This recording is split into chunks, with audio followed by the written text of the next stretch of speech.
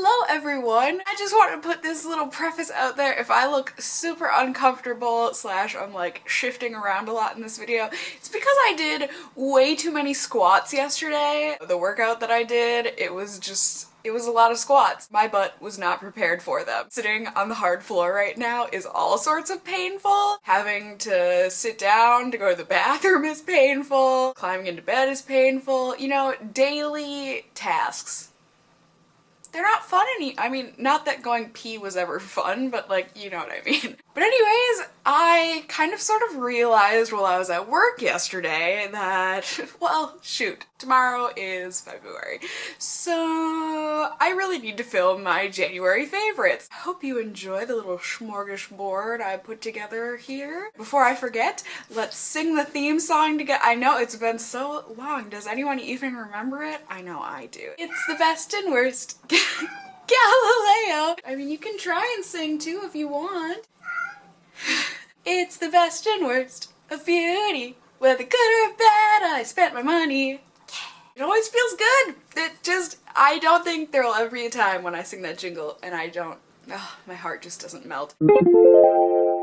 So first up on the bottom of my pyramid is a product that I did a first impression review on a long time ago. So I decided I would try and use this product up even though it's really not taking up that much space and I could really just throw it away if I really wanted to, but why do that when you can suffer through it? It's the Stila CC color correcting cream with SPF 20 in it. I got this as a deluxe sample from Sephora, like said quite a while back. As always, I will leave links to past videos or blog posts or whatever linked down below, so if you want to go watch them if you missed it or whatever, if you want a refresher, feel free to check those out. Basically, this stuff, I don't even know where to start. I guess I'm gonna start off with the smell, because that's the first thing that always slaps me in the face. It's a very strange smell, and it's one of those smells that you kind of need to smell it for yourself to really know what I'm talking about, but you can definitely smell the SPF. There's also like lilac-y makeup scent fragrance that some companies will put into their product. I don't know, it's not like a disgusting smell, but I would rather it just didn't. The second part about this product that is definitely very apparent when you squirt it out of the tube is that it's green. You apply it on your face and when you start rubbing it in, there's like these little bead things burst or whatever when you start rubbing it in, and then it kind of turns into whatever color it is. This is the light shade. And really, the only people that this is gonna work for, like on its own type of a use, is for people that have very, very mild skin color correcting needs. Like if you have mild redness on your cheeks or something that you want to cover, then yeah, this will work great. And you know, it feels good, it's nice and smooth and soft when you have it on. But for anyone who wants to cover like a dark spot or a scar or a pimple, this isn't gonna cover it. I don't care how many layers you put on. But you know, I've just been using this underneath my Tarte mineral clay foundation, whatever you want to call it. Sometimes that Tarte one, it can be a little accentuating of dry areas. This just kind of helps smooth over that, and then the Tarte one doesn't react that way as much anymore. So I really like the two in tandem. Am I gonna purchase the full size of this just to use with my Tarte? No, absolutely not. But you know, it's been nice using it with it now that I've realized that they work well together as a system. Anyways, bottom of the pyramid, I don't really know what else to say about it other than it's just meh, and I'm just using it up for the time being. Next up is a product that I have been wanting to try for a very long time here. I feel like it gets more coverage in the blogger community than it does in the YouTube community. Is this face mask. This is the Queen Helena or Helene, I'm not sure. The original mint julep mask. When my dad was here for Thanksgiving, we went to, I'm pretty sure I mentioned this, but he took me to Bed Bath & Beyond, and for an early Christmas gift, he basically just bought me a ton of random household items like new towels and random kitchen supplies that you use like once a year, like a turkey baster and whatnot. And I saw this, and since it was like $4 or $5, he was like, yeah, we'll get that too. And I was like, yay, I get to try it. It's just a mask that you can use on your face. It says specifically that this helps dry up acne, pimples, rinse away blackheads, and shrink enlarged pores. I don't know that it really does any of those things, but it feels really nice on your face. I mean, it's a green mask, and you put it on and it kind of feels like you're rubbing toothpaste all over your face, and it smells like it too. I feel like it definitely does help to make your skin feel cleaner, but I think that might just be from the minty coolness that it's providing. I don't think that it really has helped with my pimples or anything, but I do like using it. It's just kind of relaxing and cooling and calming. You definitely do have to be careful though. This really can dry out your skin. If I've left it on for like a half an hour on accident, ooh, so dry, and it's just really unpleasant. But otherwise, it's really nice. I mean, it's cheap. Is it gonna do any miracles for your I don't know. It doesn't do anything miraculous for me, but like I said, I like having it around. It's nice to use. The other thing is that I have found you have to store it upside down, which is really inconvenient because it's obviously not made to be stored on this end, but if you store it this way, all of the water in the product ends up going to the bottom, and then when you squirt to get the mask out, you just squirt a ton of like water out, and it's just gross. So I have to store mine upside down like this, and you know, it takes care of it. But yeah, I don't know, give it a shot if you feel like it, but don't run out to the store to get it either. It's just kind of okay.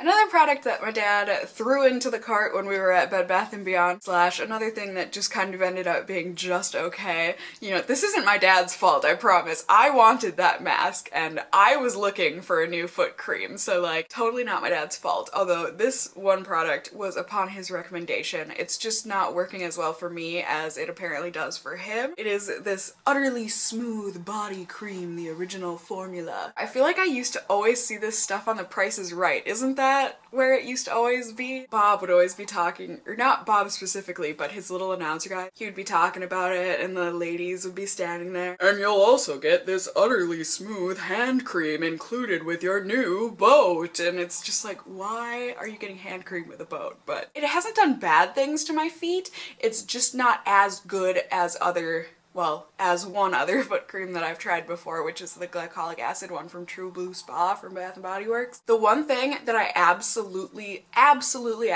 love about this stuff, and why I'm kind of like, do I love it though, is that this stuff, it sinks in so quickly. Like, you rub it into one foot, and then by the time you're done rubbing it into the other foot, the first foot that you applied it on, it's completely dry. Like, there's no greasy residue, no nothing. And since I put on foot cream before I go to bed at night, that means no greasy, nasty sheets. Like, it doesn't leave a scent behind on my I love that about it. It's more of a solid cream, but you know, you just kind of scoop it out with your hands and then you rub it in and it turns into kind of a watery feeling product. The smell is definitely not my favorite, but it's also not unpleasant. It's kind of like, instead of grandpa's foot cream, it smells like grandma's foot cream, if that makes any sense. I don't know. I do think this stuff is alright. I really do like it. This is probably in one of my top 3 foot creams maybe that I've ever tried, even though it's a body cream. I know. Whew. Rebel me using it on my feet, but my feet are a part of my body the last time I checked. I probably would repurchase it, especially because it's a bit more budget friendly than that stuff from Bath & Body Works.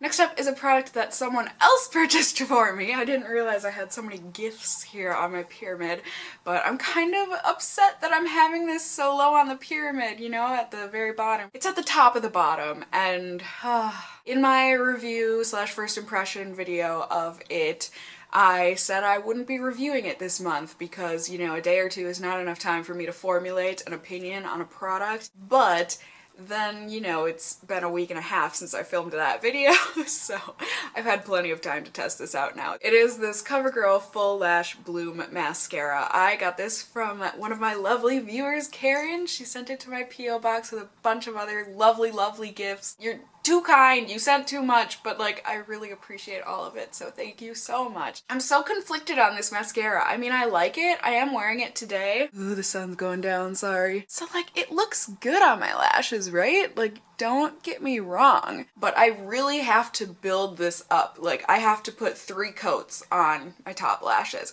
I just feel like after about like maybe 5 days or so, this kind of hit a wall. I think it might be because it's a drier mascara formula or something. It feels feels kind of like you're kind of mucking through it, like mud in there or something.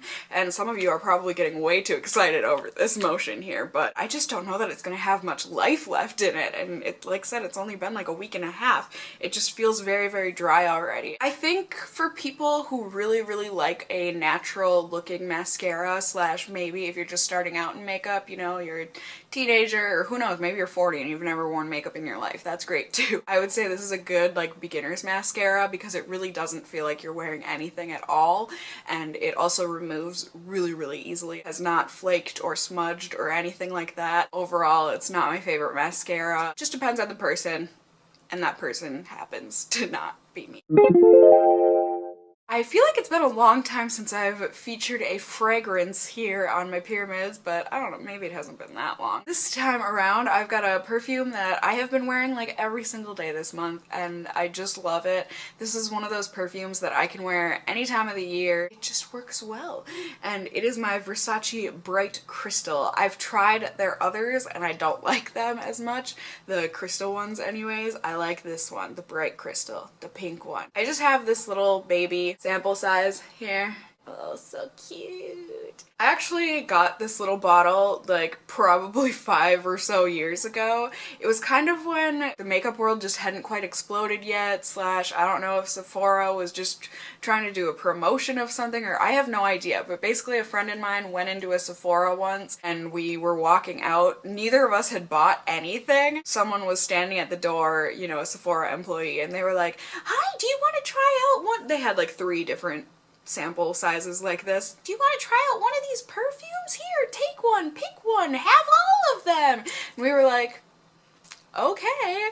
And I picked this one, and ever since then I've just been going to Sephora and asking for samples of this perfume, and then I just dump it into this little bottle because the bottle's so cute. The perfume is not 5 years old in here, but the bottle is, so it works great for me. I feel like it's one of those scents that a lot of people can really appreciate because it's not overpowering in any sort of a way, and it's not like super womanly or super girly or super anything. It's just pleasant, like really, really pleasant. It's got kind of a heavy opening note of citrus, like grapefruit, and on the dry down it kind of just goes into a nice soft white floral smell, and that's basically it. And I think that's what I like so much about it, is that it's not complicated.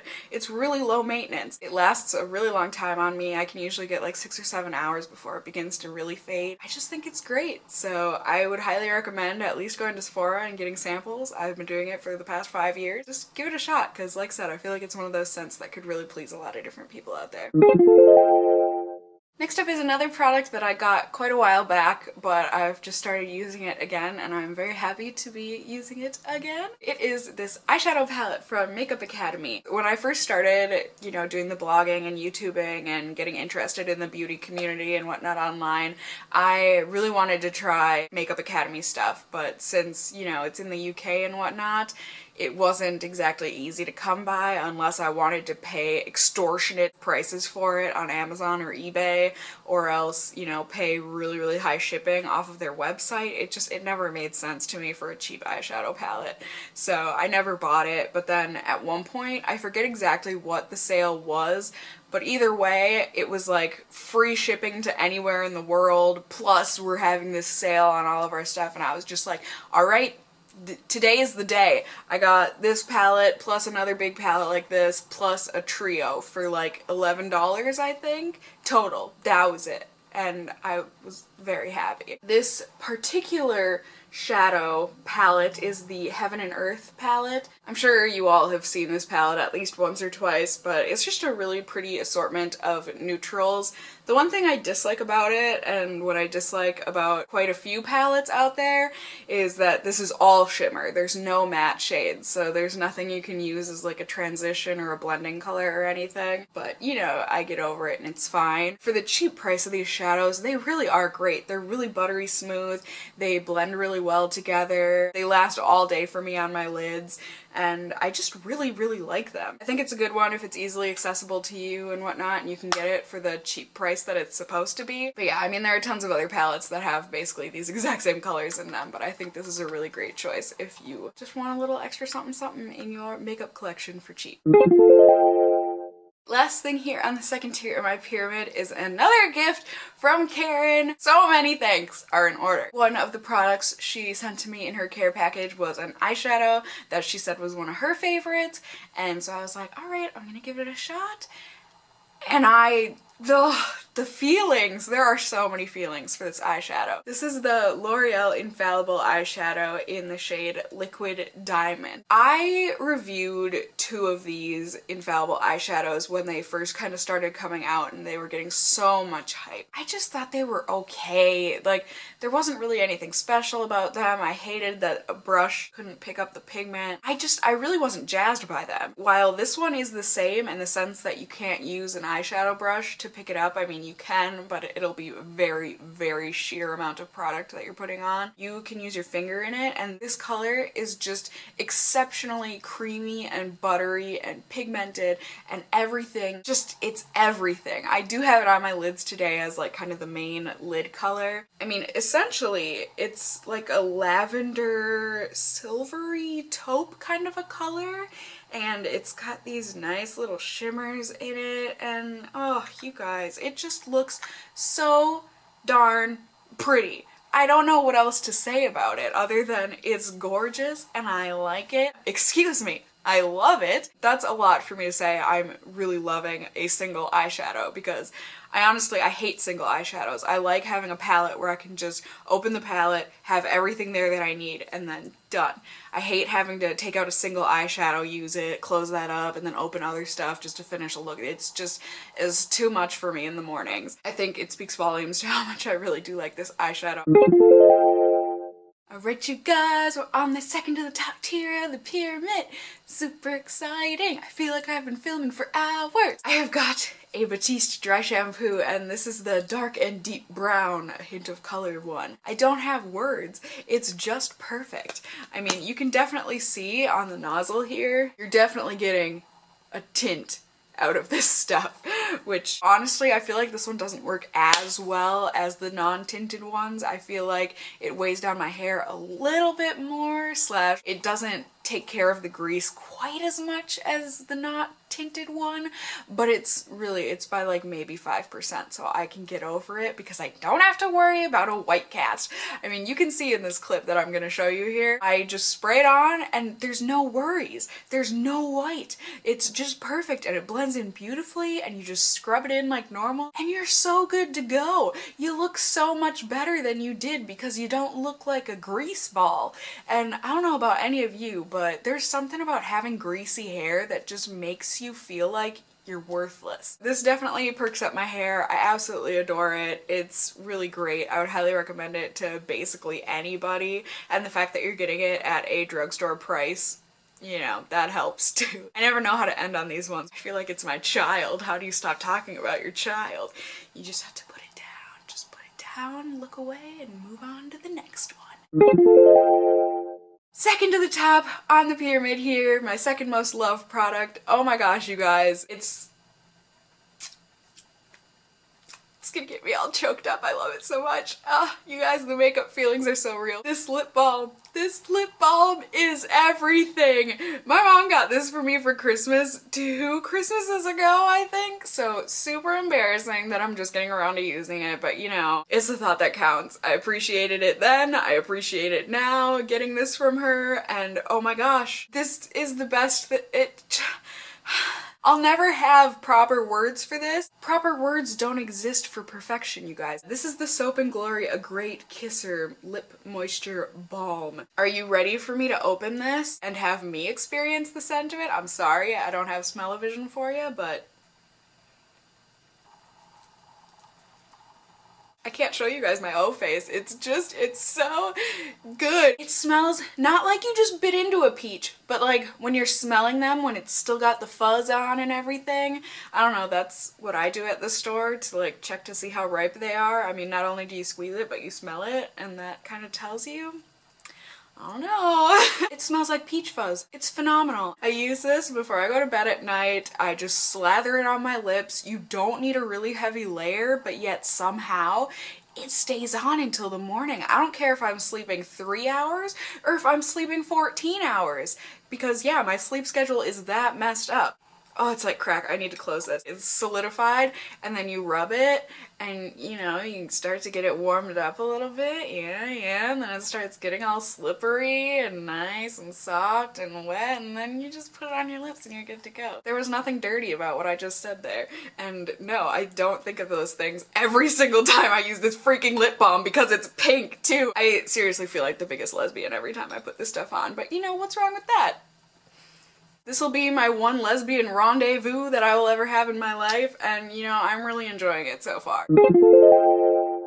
Alright you guys, top of the pyramid. If that lip balm thing wasn't enough for you, well, I got 2 lip products for you here. These have been my 2 go-to lipsticks this month, and of course I'm not wearing it today because why would I be that convenient, right? First up, I've got M.A.C Rebel. I don't know why, but I was never really that interested in this color. But when M.A.C came out with their holiday collection or whatever this year, and they came out with the glittery packaging, and they put Rebel in it, I was just like, alright, it's time, you know, everyone says this lipstick is phenomenal, I'll give Rebel a shot. And if I don't really like it, whatever, I'll have a glittery lipstick too. Totally worth the, what, do they charge you $17 for the holiday collections or whatever? Yeah, totally worth it. This lipstick color, you guys, hallelujah! If ever there was an appropriate moment for that song to exist, it is for this lipstick. It is perfection. Whenever I wear this,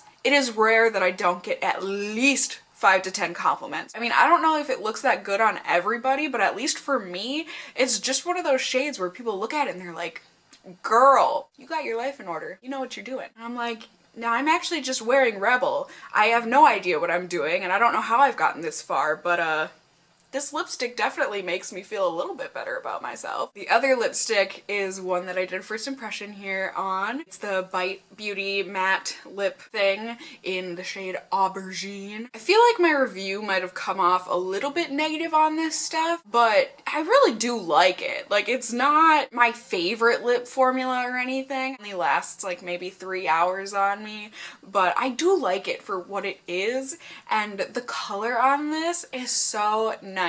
I get nearly as many compliments every time I wear this color as when I wear Rebel. And while these colors are very similar, they are different. Rebel is definitely more of a fuchsia purple, and Aubergine is definitely more of a red purple. The one from Bite looks a little bit more natural. I mean, as natural as a purple lipstick can look. I think they're both phenomenal depending on what you're looking for in a lip product. Top of the pyramid for sure. Lip products, I can't have enough of them. I never will. I've got a lot of problems. I feel like this was a really extra long video. I hope you enjoyed it. I hope you got some good product recommendations, or maybe some good recommendations of products to stay away from. I hope you had a great month of January. I hope 2015 is treating y'all well so far. Overall, I hope you guys are all well, and until next time, just stay well until then. Bye!